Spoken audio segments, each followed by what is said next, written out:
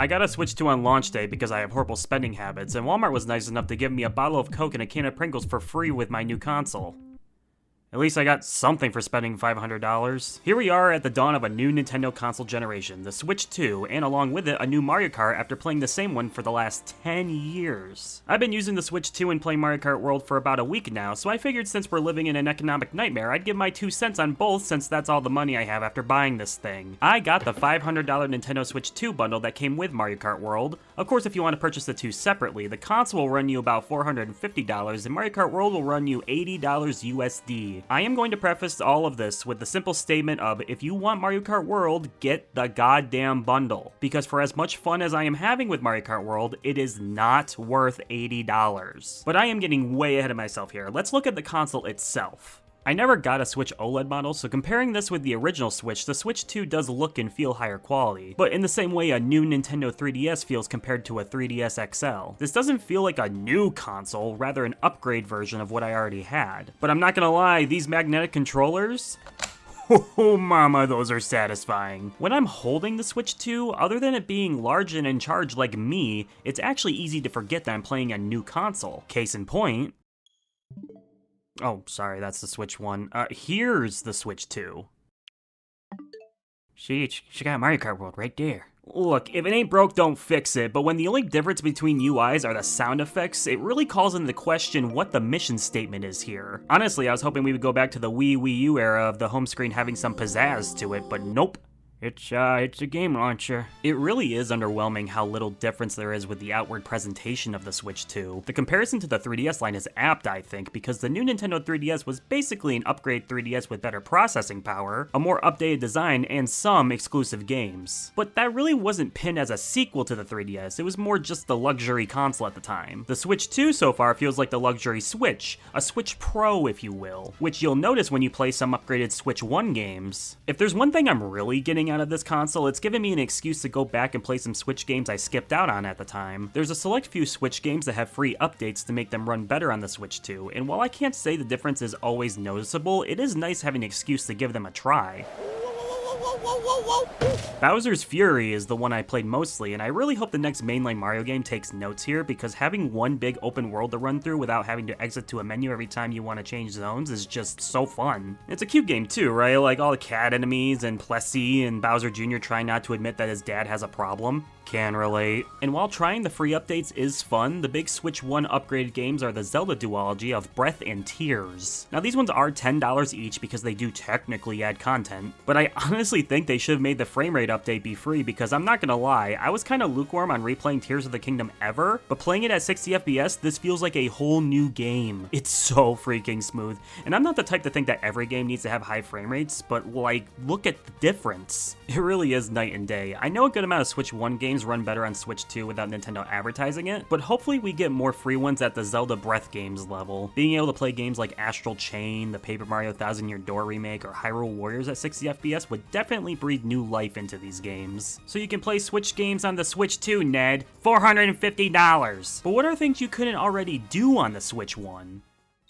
Well, for starters, we have GameCube games on the NSO expansion pass exclusively to the Switch 2, and look, I have a GameCube in all 3 of these games, yes. And I know, they are easy to emulate these days, yes. But I cannot lie, I have spent a lot of time with these because of how easy it is to just sit lazily on my couch and pop open Weapon Master mode on Soul Calibur 2. And remember, these are GameCube games, meaning that even more so than the other NSO Classic apps, we do have full-ass games you get access to with this subscription. As much as I hate subscription services and wish nothing but brain freezes for the jackasses that popularized them, if you can do a family plan with a bunch of folk for NSO, I would definitely recommend it now that GameCube games are on there as well. The GameCube port of Soul Calibur 2 has never been re-released either, so it's cool being able to play as Link again, even if I am fucking terrible at this game, oh my god. F-Zero GX is hard as hell, but just as fun, and I've never played The Legend of Zelda Wind Waker except for like an hour of the HD version, which is probably never gonna get re-released now, but with this app, maybe now I'll actually give it a try. It's so silly because I have so many GameCube games physically, but I'm still excited to see what gets added to the app. I guess convenience just goes a long way. Weirdly enough, on the lineup shown during the Switch 2 Direct, there was no Smash Bros. Melee. Hell, we haven't even got Smash 64 yet, so who knows knows if we will ever get those. But hey, I'm excited for Chibi Robo and Pokemon Coliseum. But please put Gotcha Force and Go-Go Hyper Grind on there. I can't afford those. Alright,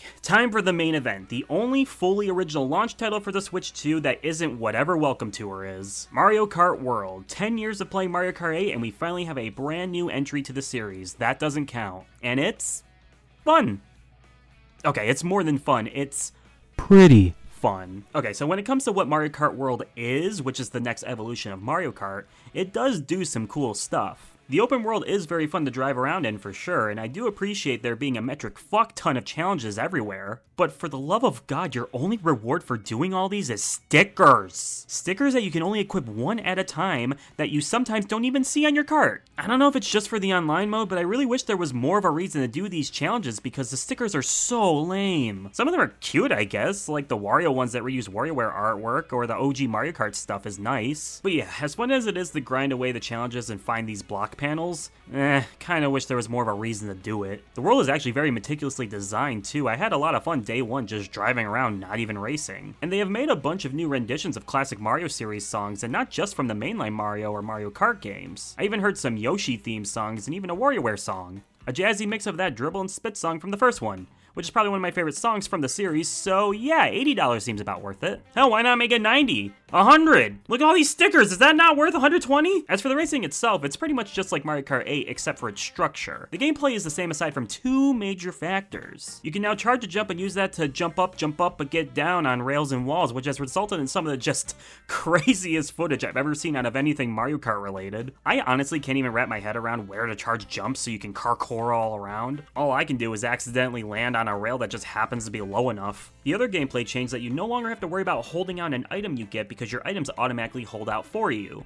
I do like this because it promotes using your items sooner than later since they're constantly being shown, and you can keep an eye on what opponents nearby have if it's like a shell or something. Now, as I said, the structure has changed a bit to the gameplay here. In Grad Pricks mode, yep, that's how I typed it, you do your standard 4 races, but with freaking 24 racers?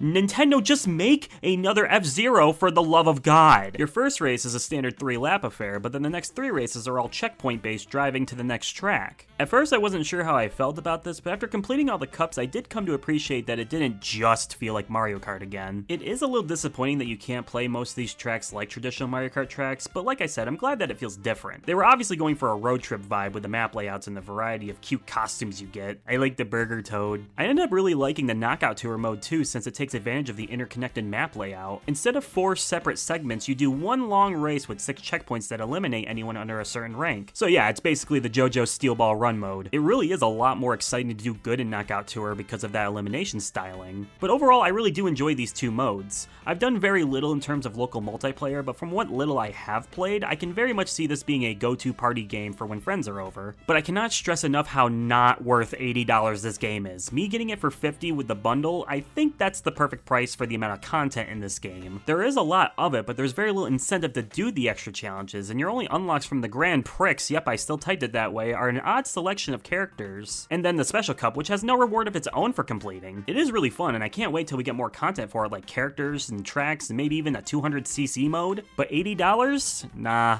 Honestly, I think I can overall sum up the Switch 2's launch like this. If you were waiting for a Switch Pro of some kind to come out that can run your games better, then this is a no-brainer pick. Getting the base $450 model is the way to go if you just want it for that, but if you even think you'll want the new Mario Kart eventually, then definitely get the $500 bundle if it's available. If it isn't, only get the new Mario Kart on sale or secondhand for a cheaper price. $80 is way too much for this game in my opinion. And again, don't get me wrong, it's a great game and I've been having a lot of fun with it, but after a weekend of playing it, I've already feel like I've seen everything it has to offer at the moment. If you want to Switch 2 for the next generation of Nintendo games, I'd say you don't have to rush to get one. Wait until the games you want to play are actually out. And it looks like we'll be getting some cool games too. That new Donkey Kong game looks like a ton of fun, and I'm glad sacrificing my firstborn worked because we're finally getting a Kirby Air Ride sequel. So yeah, get it now if you want a Switch Pro, get it later if you want the new games, don't buy the new Mario Kart at full price. You know, this really has been the quietest launch for a new console that I've ever experienced, and it's probably due to the fact that the console itself barely feels new and we are living through yet another economical crisis. I am in a fortunate position that I could even barely afford to get the console. Hell, I didn't buy it myself, my fiance and I went halfsies on it, and it's cool being able to say, I got the new Nintendo console, but it's not the same as when the original Switch came out. It felt like everybody was getting the Switch around its launch, and it felt like an event my whole friend group was in on. The Switch 2?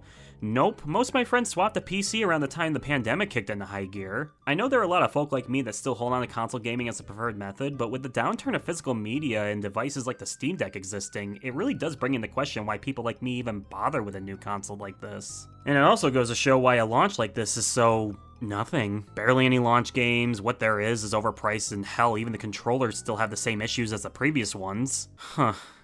Gaming has gotten kinda lame, hasn't it?